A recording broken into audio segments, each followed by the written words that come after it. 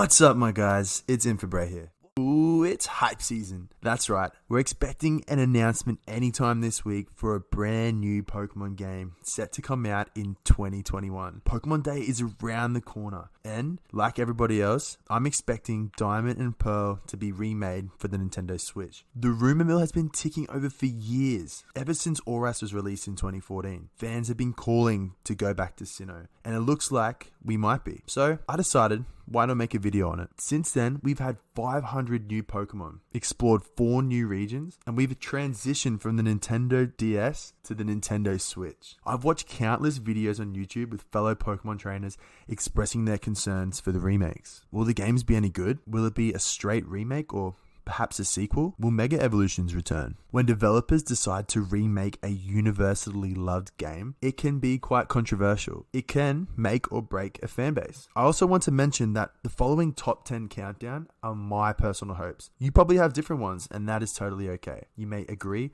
or disagree with my list. And I probably realize that all of them are not going to happen, but that's okay. A fan can dream. But with that being said, let's rip into my top 10 wants for a Pokemon Diamond and Pearl remake. I hope you guys enjoy.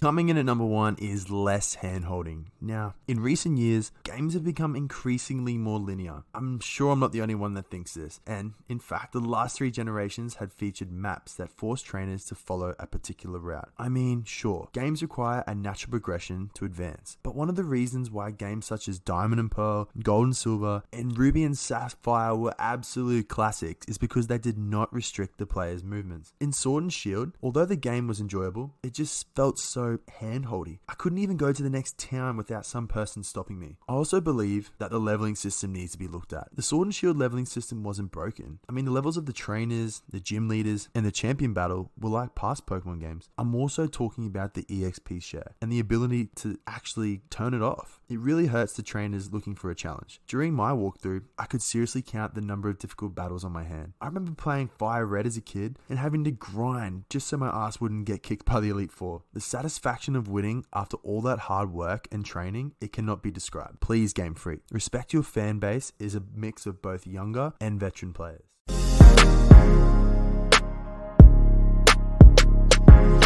At number 2, we have adding a large post-game. Diamond and Pearl added the Battle Zone area, which for the most part was pretty cool.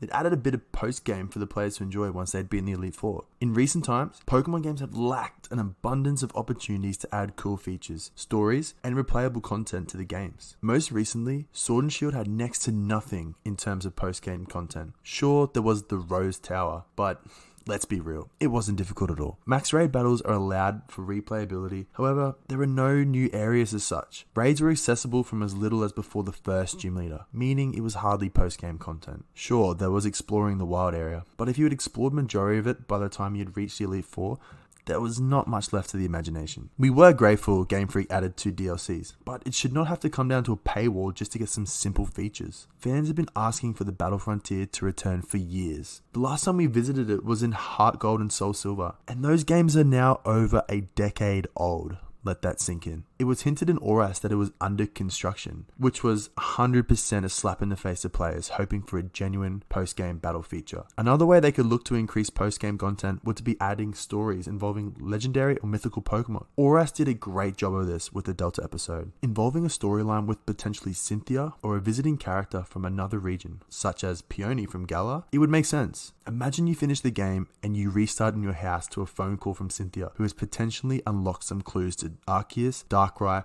or Shaman's whereabouts. Mythical Pokemon are completely underused, and it is really sad. I don't want some delivery guy handing me a Pokemon that is capable of destroying the entire planet. Let's be creative, come on.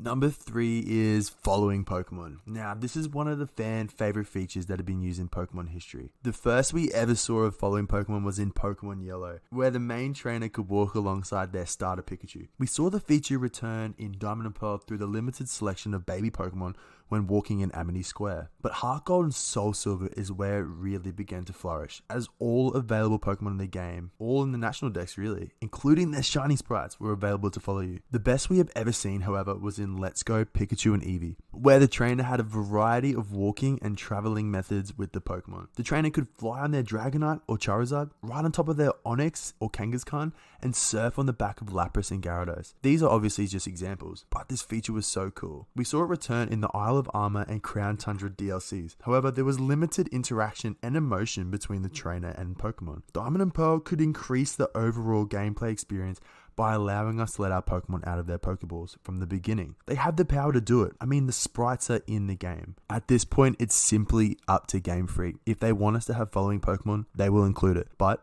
as a fan, I reckon it's one of the best things. Bring it back for sure.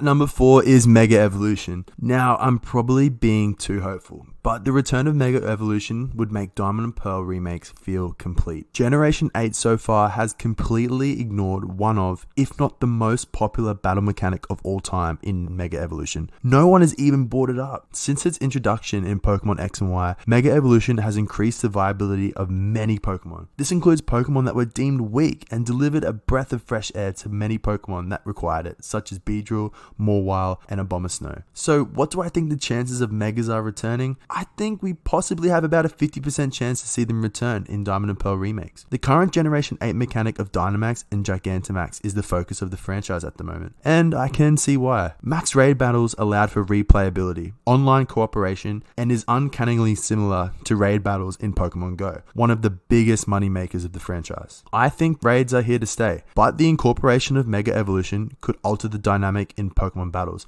and reward the fans who have been asking for the return of their favorite Mega Pokemon. Speaking of Pokemon Go, Mega Evolution has recently been added to the game, which in my view is a huge hint that the company holds Mega Evolution in high regard. How Game Freak goes about balancing the two in battles will definitely be interesting if they decide to.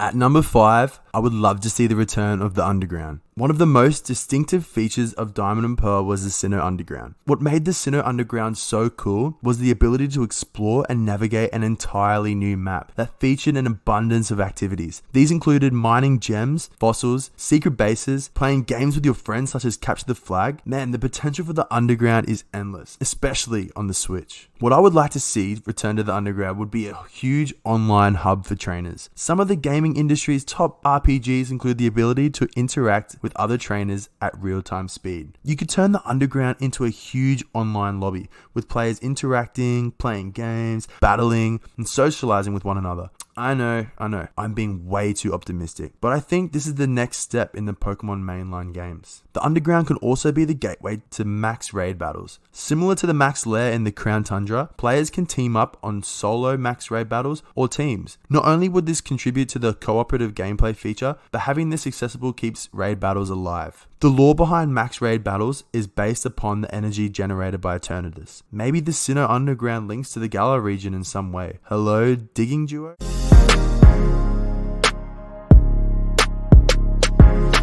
Number 6, I have creating a free world area. While the introduction of an open world area was finally introduced in Generation 8, I believe we have only got a taste of what is yet to come. Now hear me out. Game Freak loves to trial mechanics. In Pokemon X and Y, we were first introduced to the concept of ride Pokemon. Remember getting on the back of a Go-Goat and Rhyhorn? This was Game Freak's way of trialing this mechanic. This was limited, but however, it was a start. Then came Generation 7, with the concept of ride Pokemon, followed by Let's Go Pikachu and Eevee. As you can see, it is gradually evolving. I believe the wild area was also a trial. Similarly, the Isle of Armor and Crown Tundra were just expansions of this trial. I believe the future of Pokemon lies in an open world feature, and I'm sure many of you guys agree. The Nintendo Switch has the capability to do it. We've seen it with Breath of the Wild, and Nintendo aren't short of $1. I mean, after all, this is the highest grossing franchise of all time. It has the capacity to make it happen. Look, I don't expect for Diamond and Pearl to be open world, and I'm not saying they should. What I'm suggesting is revamping some current areas of the map.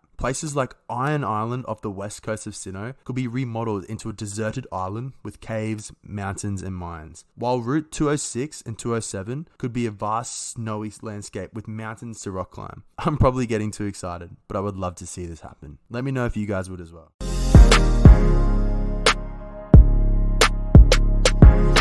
Coming in at number 7, we have appearances from old characters. One of the coolest aspects of Pokemon is the vast timeline that spans back over the last 25 years. Over the 8 generations we've met hundreds of gym leaders, Elite Four members, evil villains, rivals, professors, you name it. I loved in Sun and Moon when Red and Blue surprised us as we walked into the battle tree. Their characters had obviously physically matured, and as a player that started his journey in Generation 1, it was pretty special. It would be so cool if they included some past characters within the Diamond and Pearl remakes. It could be really simple. I would love to see someone we haven't seen in a while. For instance, the Blackthorn City gym leader Claire randomly appear in the game and talk about why she's in the region. Perhaps even challenging us to a battle, or even present us with like a dragon scale as a hint to her Kingdra. Pokemon has the capacity to draw on its long line of story arcs and present a modern day flashback for old fans of the series. It can easily be done, and I would love to see it. Let me know which character you'd love to see return in a Diamond and Pearl remake below.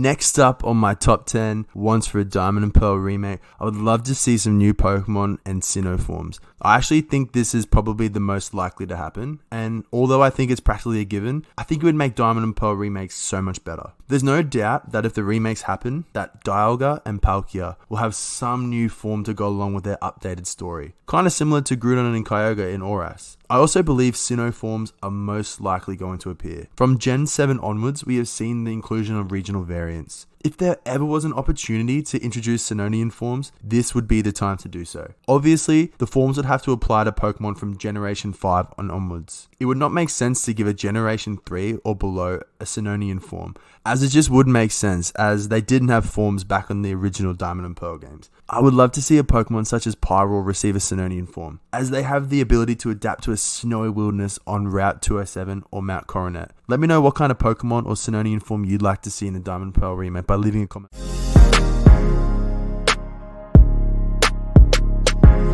Number 9 is Easter eggs. This is a bit of a smaller one and not as high up on my wants list, but I'm still a sucker for hidden Easter eggs within Pokemon games. Within Diamond and Pearl, it would be awesome to see some Easter eggs potentially hinting at a Generation 9, as Diamond and Pearl remakes are most likely the last games in this generation. It would also be cool to add some Easter eggs that hint towards the original Diamond and Pearl games, particularly if a city or a route is drastically different in the remakes compared to the original.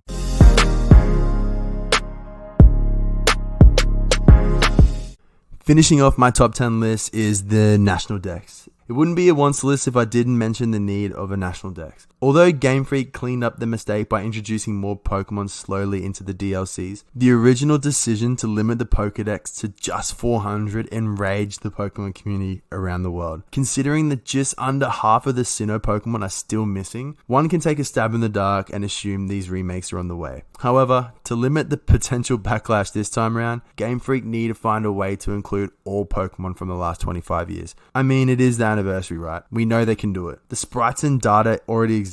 It's simply adding them to the game and just pressing that button. A little goes a long way, and no doubt going into the biggest year of Pokemon yet, Nintendo, the Pokemon Company, and Game Freak will want to maximize their profits by going big. And that wraps up my top 10 wants in a potential Diamond and Pearl remake or sequel. I hope you guys enjoyed the video. Do you agree with some of my wants? I'm actually really keen to hear what you guys have to say. This is also my first video on YouTube. I had so much fun doing this. I've been watching YouTube, especially PokeTubers, for the last 10 years, and it's always been on my mind to make some content, and I finally took the step. Going into the 25th anniversary, I thought it was a perfect time, and I'm going to be here covering all the news, games, anime, you name it. So hit that subscribe button, guys, and be part of the family.